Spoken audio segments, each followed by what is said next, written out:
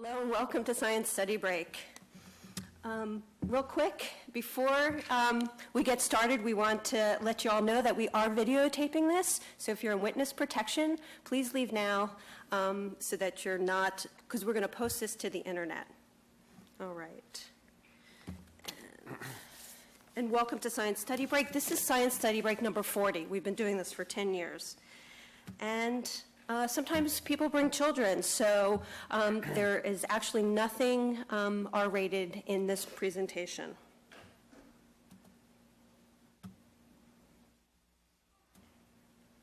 And we really want to thank the Life Science Library crew, the university library staff. We want to thank Travis and Tal and the good folks at the university libraries, and of course our presenter, Dr. Liu.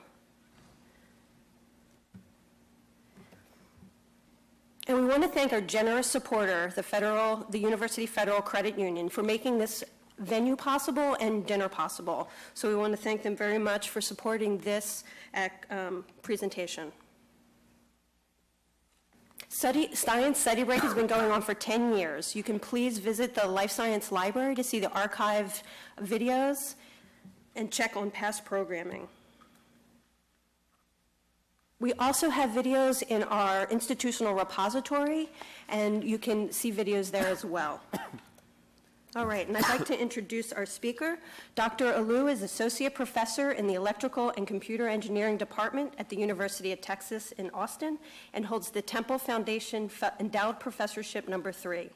Dr. Liu received his PhD from the University of Rome Tre in Rome, Italy, and has worked as a postdoctorate researcher at the University of Pennsylvania in 2007-2008.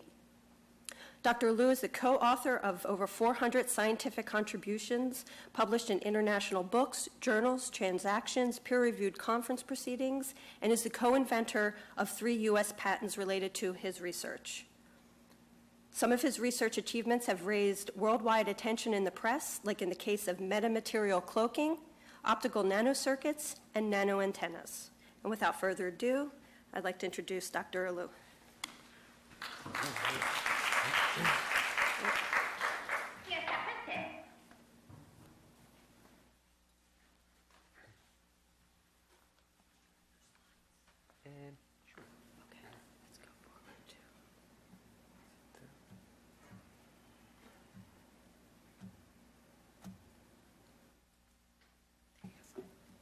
Okay, thank you. Thanks for coming. And I work in the Department of Electrical and Computer Engineering. Among the things that we do, we work with metamaterials. I will explain a little bit what they are. And particularly this meeting is on the idea of being able to cloak or to hide objects using artificial materials. So to introduce what we do, and then I know that the program has put together a few videos on inspired by regular movies. So not really what we do in research, but I want to show you the science of what we work on. These are metamaterials that are artificial materials made by arranging in specific forms, arrangement, orientation, alignment, density, nanoparticles in a bulk, in a platform of a transparent background material that is, in this case, is glass. And what's interesting in metamaterials is that you can get an overall response of this structure that is very different from the constituents. So it's not just mixing different materials. In this case, these nanostructures are in the order of 100 nanometers in size, so it's extremely small. And are made of gold. The background is actually glass, but the response of the material as a bulk is very different from both glass or gold. It's not just an average of the two, but you get some emerging properties that come from the specific alignment and the orientation of these structures and the geometry of them. So with that you can do many things. One of the things that has inspired a lot of research in this area is the idea that you can change the way in which light travels in these materials. just to give you a simple example, you may be familiar with the concept of refraction of light. It means that if you illuminate an object, in this case it's a glass of water basically, light, instead of going straight to the, in the material, changes the direction of propagation because of the collective excitation through light of the molecules of this material. That as a collective response changes the direction of propagation of light. In practice, what this means is that if you look at a straw immersed in a glass of water, you see it broken, and that's because light changes direction of propagation as it enters the material. With metamaterials, we can design materials that have very unusual propagation of light. For instance, light bends the opposite ways. As it enters the material, it goes the other way compared to the normal, to the interface. And that's very unusual. It doesn't happen in nature. It doesn't happen in any material that we can use to build these metamaterials. So it's an emergent property. And the response in a negative index material, as we call it, in liquid form, would be this one. You see the straw has a completely opposite bend as you look at it. So an obvious way of using these metamaterials is to cloak objects, because you can bend rays in very unusual ways.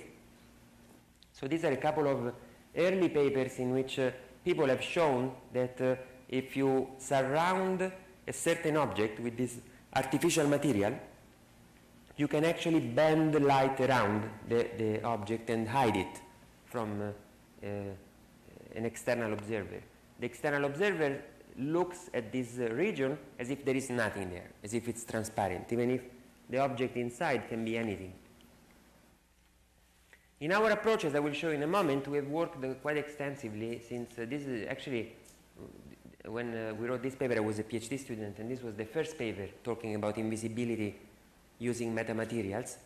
And the way this works is to really build a material that has a response that is opposite to the one of the object you want to hide. So the averaging of these two makes the material transparent. Essentially, when we see an object, we illuminate it with a beam of light, and you get all these refraction, reflection. These are terms that may sound unfamiliar, but it's all the possible response of the object. Anything that happens around the object because of the excitation of light is what makes the object visible, because you pick up any of these bouncing of waves.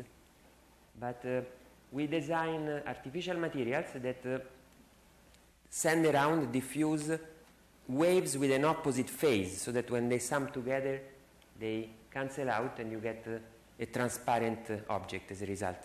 Notice that this is very difficult from stealth. You may be familiar with stealth airplanes.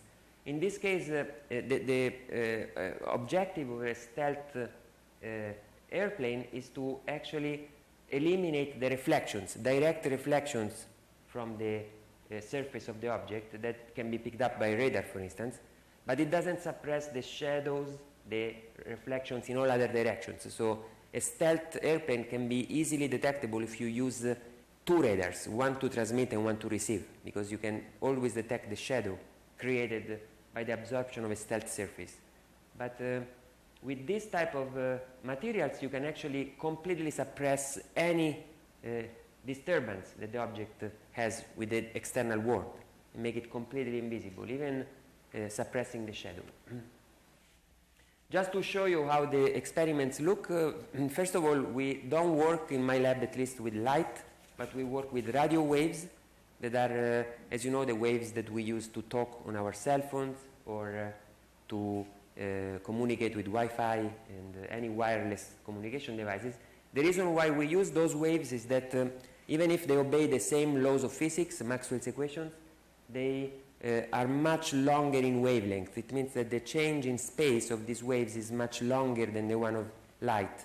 Therefore, it's easier to hide objects, as I will discuss in a moment, when we deal with longer waves.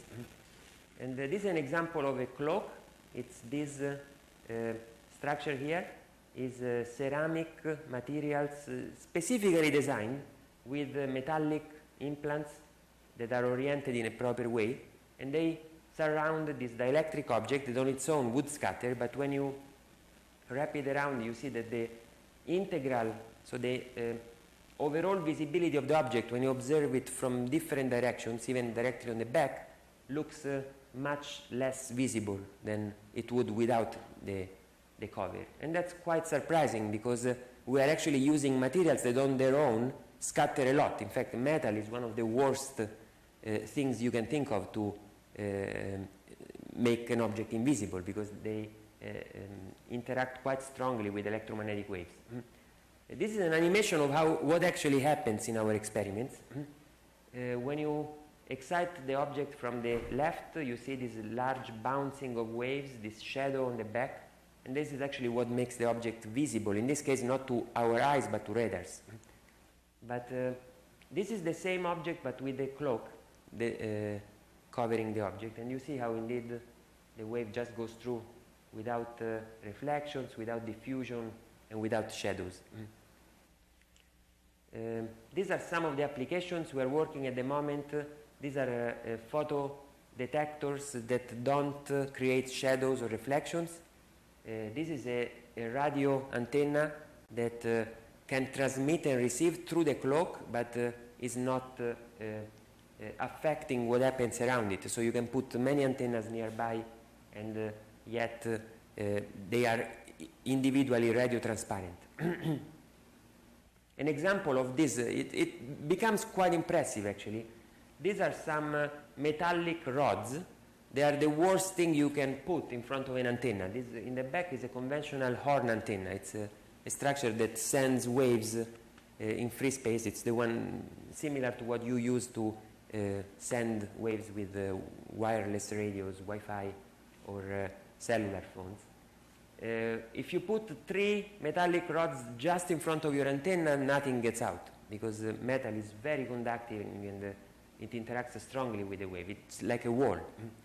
But when we put a proper cover around it, and here you see our experiments, what happens is that from measuring nothing, you actually restore completely the radiation from the antenna, even if there is a large obstacle in front that is just cloaked. And it radiates as if there is nothing in front. It's quite impressive, both the bandwidth over which you can achieve this effect and the amount of reduction of scattering. You can build essentially a transparent wall in front of your antenna, and you can actually use it as an antenna itself. This is another example in which we take the same 3 objects but put them differently around, and you see that still around the frequency of interest the antenna behaves as if there is nothing in front. So a couple of words, and this connects also with some of the movies, I believe, that you will see later, and then I'm happy to answer any question about what is cloaking and how it compares to other optical tricks. Since we started working in this area, now it's over 10 years that we've been working on these topics, there has been a lot of interest around the world. Many groups have worked on this, and our objective is to realize covers that can make completely transparent an object, make it respond as if the object is not there. So in mathematical terms, this means that we want to actually minimize this function here, if you understand integrals. Otherwise, it doesn't matter, but in words you understood what I mean. This is different than, for instance, these optical tricks or engineering tricks. This guy came up with this mantle cloak that essentially simply has cameras on the back of his coat and projects in the front whatever it picks up from the back. This is a way to mimetize or camouflage yourself, but it's not really a cloak in the sense of what we mean, because if you just move your head, you probably realize this is a trick. This is another example. It's actually smart engineering tricks, but it doesn't fall into the category of what we are doing. Basically, this actually is published now in even quite visible journals, but if you look at the old tricks by Houdini, he was doing exactly these things. This guy has been placing mirrors in a smart way around an object or a given region of space, and if you trace light that bounces off these mirrors, you can actually hide this region of space. You can see behind it. But this, again, is very sensitive to where you look. If you move your head or just look around, you will see that the object is actually not really transparent. And also the propagation distance that the light has to go through is much longer than the direct path. If you are interested in really cloaking, as what we are doing, recently we derived a fundamental trade-off, a bound that comes actually from causality argument between how much bandwidth over how much frequencies, essentially how many colors you can make an object transparent over, and how much scattering reduction you want. So there is always a trade-off between these two that depends only on the object you want to hide. If the object is bigger compared to the wavelength, the property of the wave, then this curve becomes more and more sharp. And you can notice that to really cloak an object and make it completely invisible, the bandwidth narrows down to actually 0. It means that you can do it only for one color. If you want to make an object invisible over a wide range of frequencies, you need to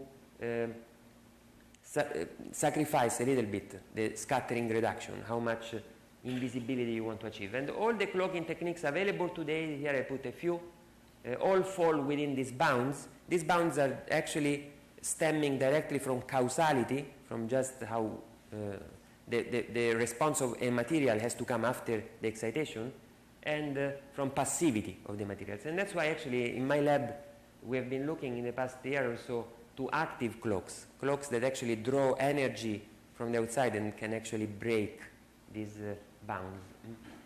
But these are my last couple of slides. In simple terms, I want to show you what this fundamental trade-off means practically.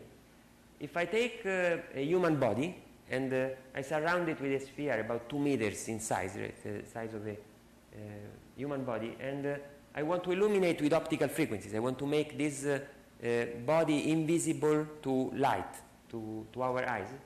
It turns out that this is the type of curve that we get from our bounds. With passive cloaks, whatever you do with those materials, you cannot do better than this. What this means is that if I want to suppress the scattering of my body by 50%, 3dB, it's an engineering way of saying 50%. So I make the body half visible as it is without cloak. I can do it only over a 5% bandwidth, over a narrow range of wavelengths, of colors. And if I want to do better, rapidly this becomes extremely narrow. If you translate this into the spectrum of colors that we can see, then, and I want to work around green light, then to make an object, a human body invisible by 50%, I can do it only for blue and green light, and then this becomes extremely narrow. Basically, I can build a cloak just for one color.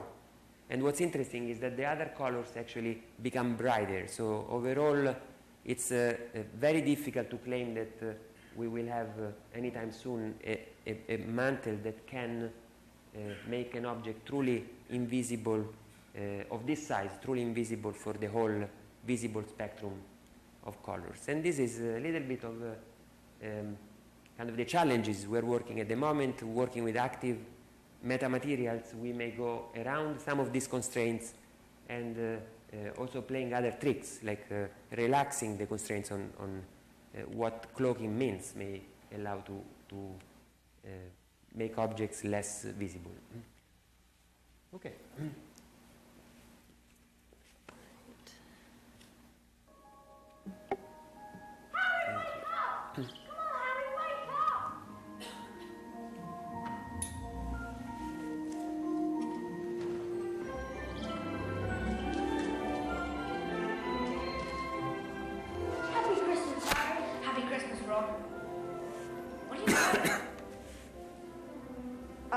Mum made it. Looks like you've got one too. I've got presents. Yeah.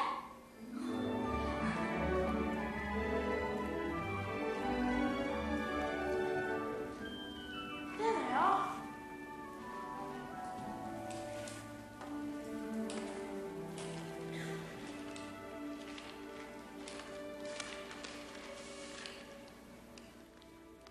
father left this in my possession before he died. It is time it was returned to you. Use it well.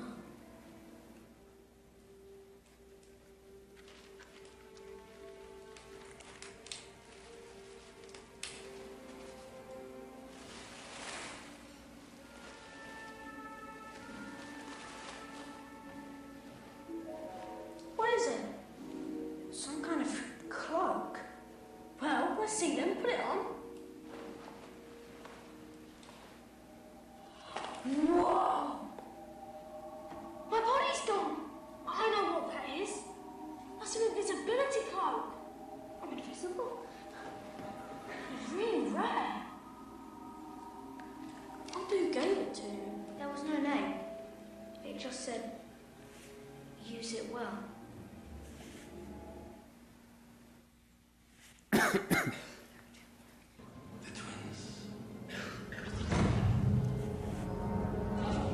Sooner or later, we will meet the twins. It's not a world of spies anymore, not even a world of heroes. This is the age of miracles, Doctor. There's nothing more horrifying than a miracle.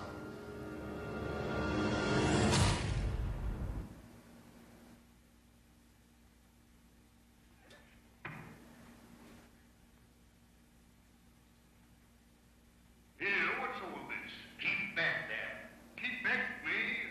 You know who you're talking to. I give you a last chance to leave me alone. Give me a last chance. You've committed assault, this what you've done, and you can come along to the station with me. Come along there, come quietly, unless you want me to put the handcuffs on. Stop where you are. You don't know what you're doing. I know what I'm doing, all right. Come on, get hold of me. Lock him up. All right, you fools. You brought it on yourselves. Everything would have come right if you'd only left me alone. Driven me near madness with your peering through the keyholes and digging through the curtains. And now you'll suffer for it. You're crazy to know who I am, aren't you? All right, I'll show you. There's a souvenir for you. And one for you. I'll show you who I am and what I am. Look, he's all eaten away. How do you like that, eh?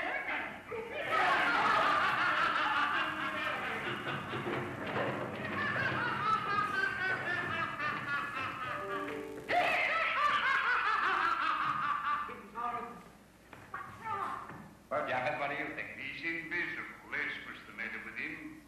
If he gets the rest of them clothes off, we'll never catch him in 1,000 years. Come on.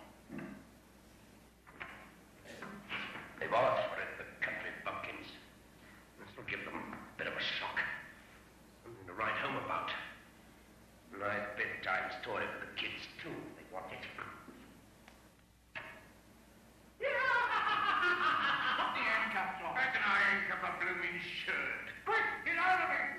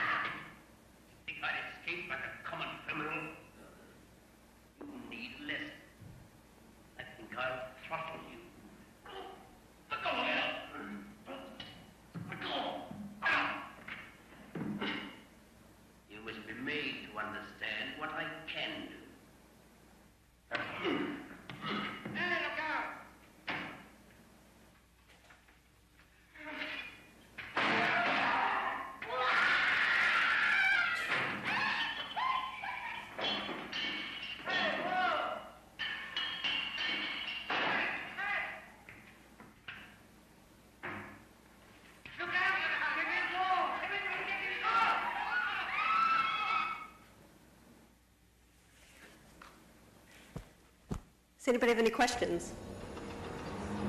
Stop this one.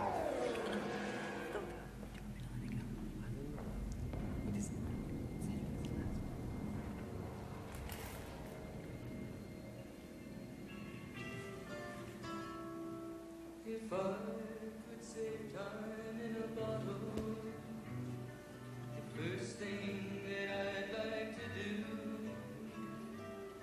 is to save every day till eternity passes away, just to spend them with you.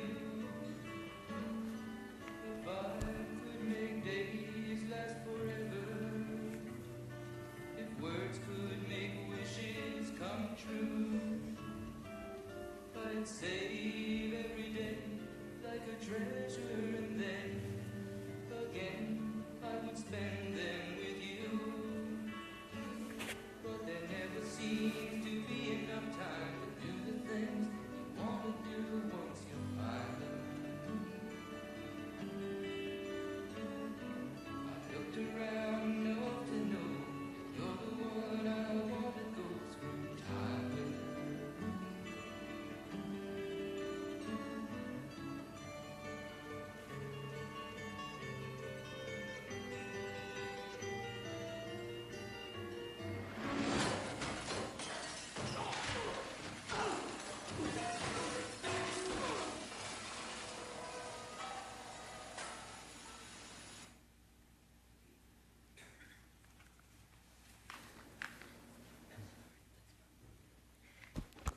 Any questions? I'm going to toss this to you.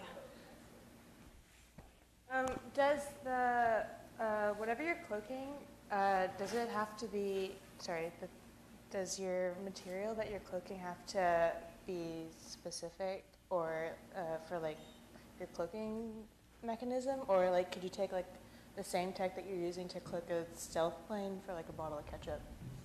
Yeah, that's actually a good question. So what we do at the moment is to design a cloak specifically for a certain object, Okay. to make it as better performing as possible in terms of bandwidth, to make it suited for that specific object. But we have also explored ways of making cloaks that are independent of the object. Essentially what we do, we coat the internal part of the cloak with metal, and that makes anyway the interior shielded, and then we design the cloak for the metal inside. Okay, like a So standardization. that would be actually independent of what you put inside. However, doing that, you gain on the independence of the object, but you actually pay the price in typically having a suboptimal cloak. So it doesn't meet the bounds that I showed you, the best possible performance that you can achieve. But both options are possible. Okay, well, thank you. Oh, sure.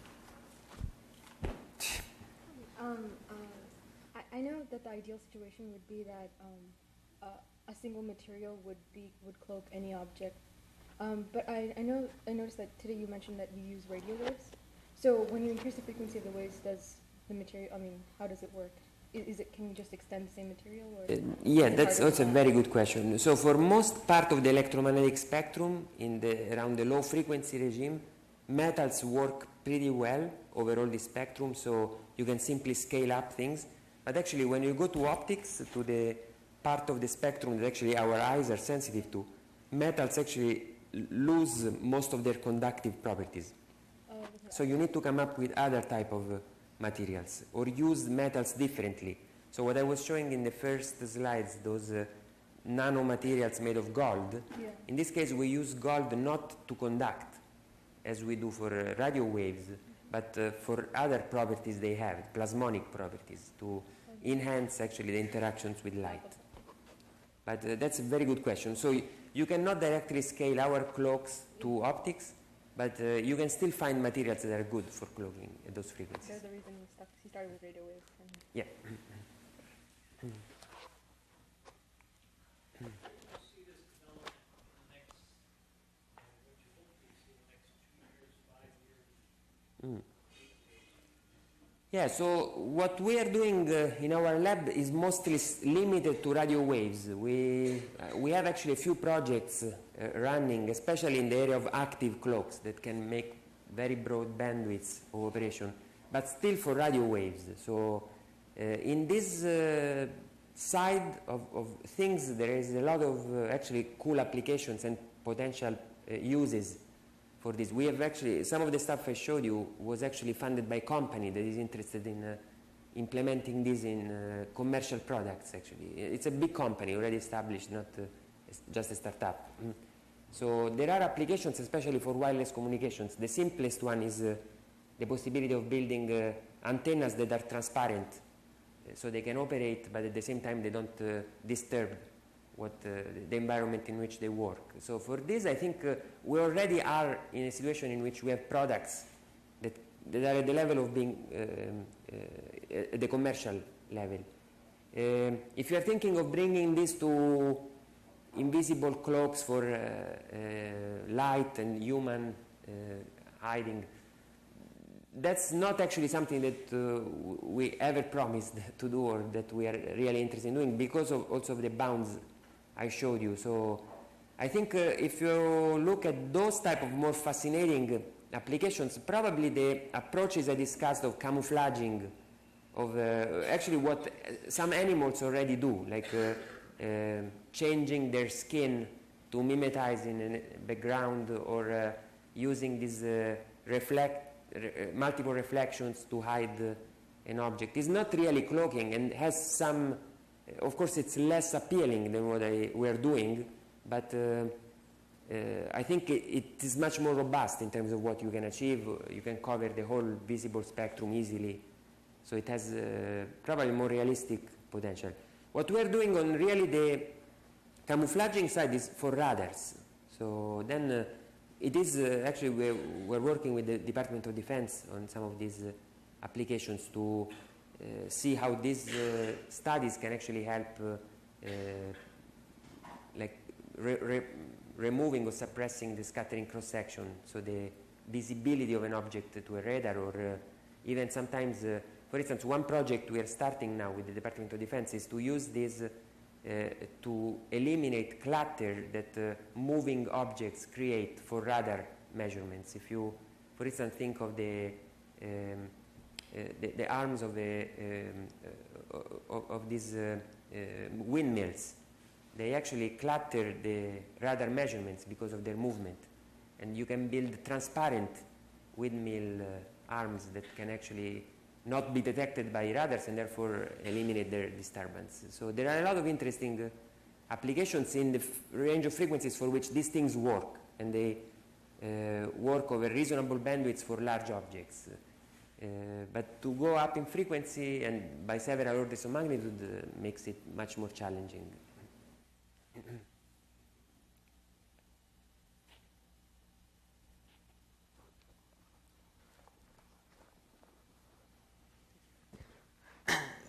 So in theory, what happens to electromagnetic waves that are within an enclosed sphere of metamaterial?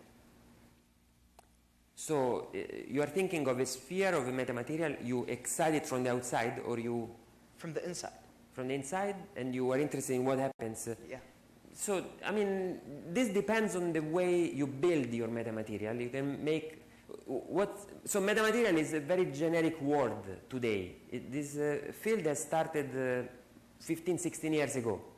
And it started with trying to make these negative refractive materials and other unusual electromagnetic responses. But now it really means that you can make electromagnetic effects that would not be possible without with conventional materials. And you can basically do a lot more than conventional optics can do. So you can build your metamaterial cube or sphere to do many things that you wouldn't think a material can do.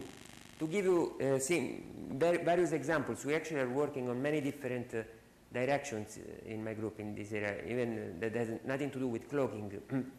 An example, recently we proposed a metamaterial that as light interacts with it, they perform mathematical operations. So you send an arbitrary image on the front of your metamaterial surface. This actually is a thin surface. As light propagates through the material performs an operation on your image. It can perform a derivative or an integral or a convolution. As the wave gets out, you have essentially a computer that is built in your material. So you can really make very unusual responses out of nanostructuring your material, and opens a lot of interesting directions. So to go to your question, if you excite your structure from the inside, you can make many different things. You can make it look like a much larger object, or make it look like transparent and that is not there, or trap light, or make a response that is very frequency selective, like extremely sharp features that is useful for sensing. And there is really a myriad of applications for this.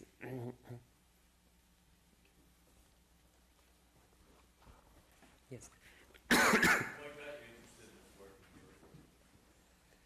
Yeah, so that's actually quite interesting. I was working mostly in antennas during my PhD, and or actually before even my PhD, but then I visited a group at the University of Pennsylvania that was starting to look into these problems of metamaterials in general. More the questions at that time was negative refraction or unusual transmission and reflection of waves. And one of the things that we were looking at is exactly related to this question. We asked ourselves, we were the first to ask ourselves, what happens when you excite a small object made of this metamaterial? Can you do something different than usual? Actually, originally we were trying to do the opposite. We were trying to get very small objects look like they are very big. And solving the equations and the math behind these problems, we realized that there was another condition, that instead of making objects small look big, you can make a relatively big object look much smaller, or essentially disappear. And that's where we had our first paper, this 2005 paper, was the first one in which someone argued that you could use these covers to make object invisible. In fact, since then, the field exploded. And the following year, there was an experiment proving that this was not just a mathematical calculation, was done in the Duke University, in the group of David Smith. And then we've done also our own experiments for 3D objects, and a lot of groups worldwide are working on this now, on this cloaking problem. More specifically, more generally, this metamaterials community has expanded. It's really impressive how many people work on it at the moment. It started in electromagnetics. When I was a student, it was mostly in radio waves and optics. But now this metamaterial buzzword has expanded in a lot of different fields. Today there are people building metamaterials for seismic waves to block earthquakes. So it's very different applications. Anything that has to do with waves, at this moment people are working on how to build new materials, artificial materials, translating these concepts into other wave phenomena and change the way in which materials interact with waves. So it expanded into a huge field, and many different scientific communities are involved at the moment. What is nice is also the breadth of communities. Like I work with material scientists, chemists, biologists, optics, physicists, engineers. It's a very nice, broad community, and there are many players contributing in different aspects. Yes. Here you go. Okay, these are all very good questions. So in the ECE curriculum, what class can you take to learn more about this? I mean, in undergraduates, we have, at least for what I know from our, mostly the area that I belong to is electromagnetics and acoustics. So I would suggest to start with 325, it's electromagnetic engineering, to start understanding about electromagnetics. Then we teach microwave engineering that goes into the radio wave properties. Then at the graduate level, I actually teach two courses directly related to this. One is called Metamaterials, and I teach about a lot of this, the physics of these materials. And another one is called Advanced Electrodynamics, in which I also discuss many aspects of electromagnetic problems in complex media. So, but these are, of course, more advanced topics. You need the challenge. I get a lot of requests from undergraduates who want to work in our lab, but the challenge is that it needs some background. So, and typically, for some reason, especially the first topics in these problems require a lot of math, understanding physics before you can actually go and have fun on the practical problems. So it requires some work before you can really understand how to play with these materials. Yes.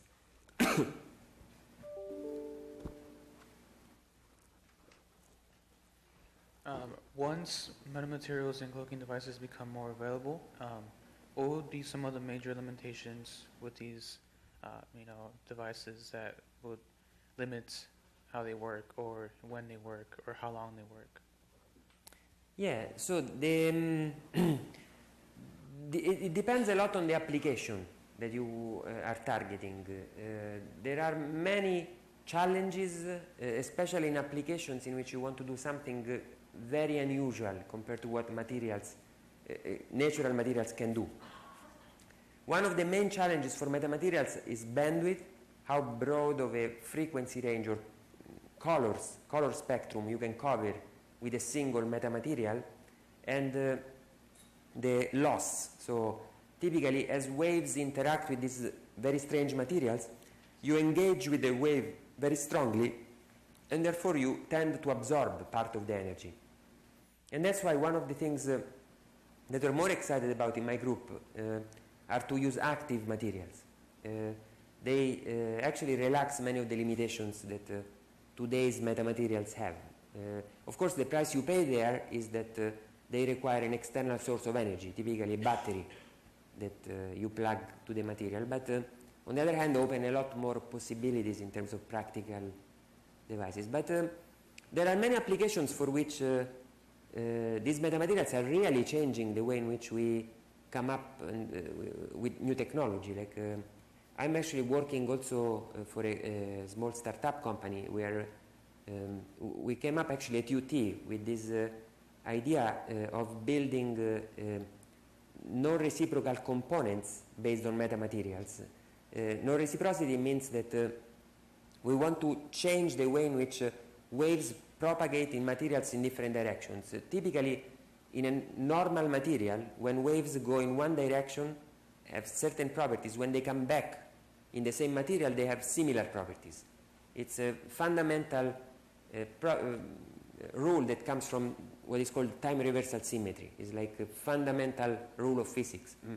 It turns out that with some special metamaterials that we are building in our lab that involve these active structures or these moving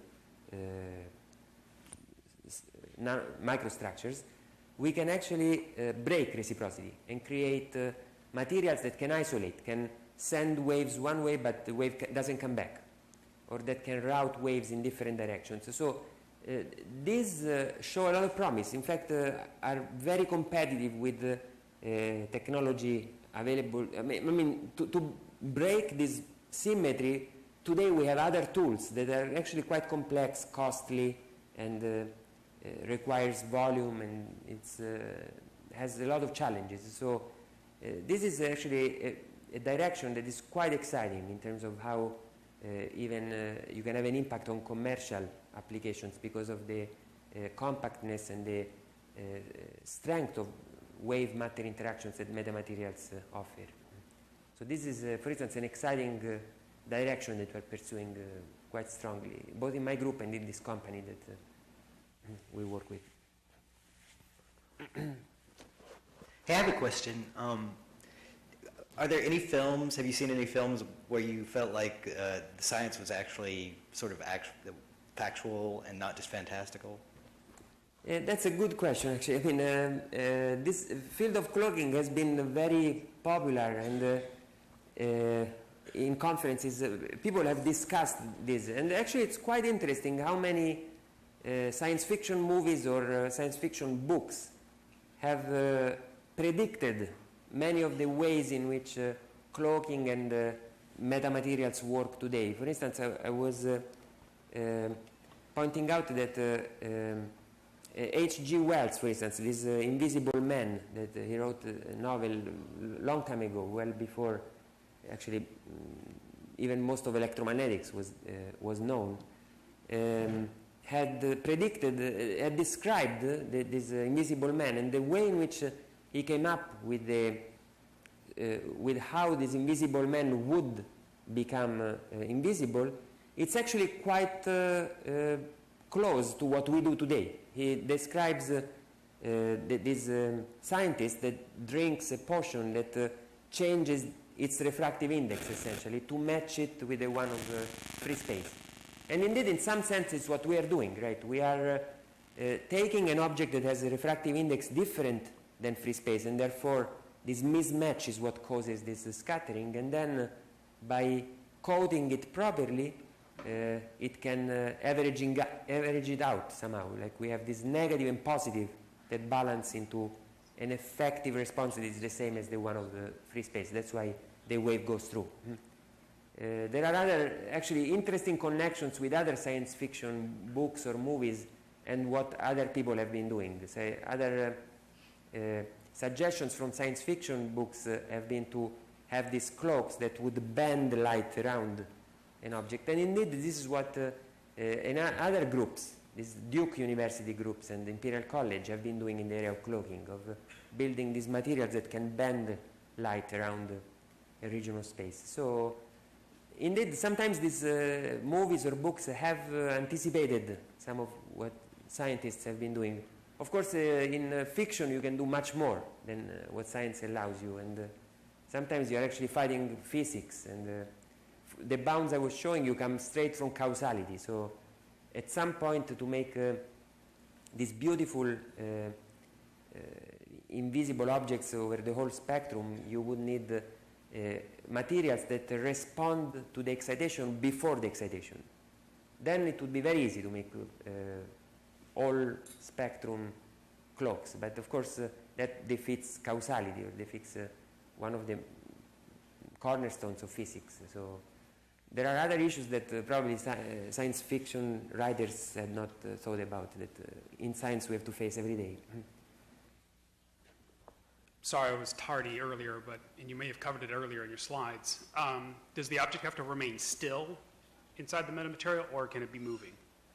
That's actually an excellent question. It's related to what I was saying before.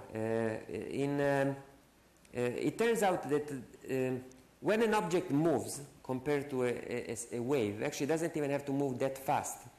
There is something that is known as Doppler Effect, right? So what it happens is that the reflected wave is not necessarily the same frequency as the impinging one. So if you had a very broadband cloak, that wouldn't be a problem. As long as it works both for the frequency that is excited and the frequency that it reflects or refracts, then you would have a nice response. But the problem is that all cloaks, especially these passive cloaks, tend to be narrowband. So at some point, actually, this frequency mixing doesn't work. It defeats the cloak. So all I showed you is for still structures. We just are starting a Department of Defense big project to build the cloaks that can actually cloak moving objects. And there are many applications for which this is interesting. Of course, one is moving planes, or others is this what I was discussing, of moving windmills that create this disturbance on radars. And as long as you know the velocity compared to the one of your radar or your static observer, then you can actually build clocks that work for your moving object. But it becomes more complex. So we still have to explore it. I mean, this is, we just have finalized the proposal. So we know how to do it, or we believe to know, and probably this will be a 3-year effort to make it work. And that's what we do. That's the fun we have in the lab, to try to make it work. What are examples of like materials that you use to make the metamaterials? Yeah, actually, the nice thing is that the materials we tend to use are very simple materials. We try to avoid as much as possible fancy or complex constituent materials. So images that I showed you involve typically gold or silver. These are good metals, especially when you work in optics, and glass or other insulators. The trick is to combine metals and insulators together. Sometimes we use semiconductors that are good in some range of frequencies. You can use them for nonlinearities and for tunability. The fanciest materials that we have been using are graphene or 2D materials that have other interesting properties on their own. But typically we stick with very simple materials. In fact, for the clocks at radio frequencies, what we use today is very simple. We have a flexible plastic film and we print on it copper traces with actually a copper cutter that you just draw like a printer in a computer, and then the cutter prints the shapes of the metal as we want, and this realizes this nice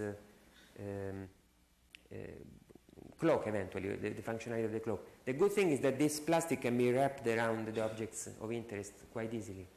So it's nothing actually very fancy for the radio wave implementations.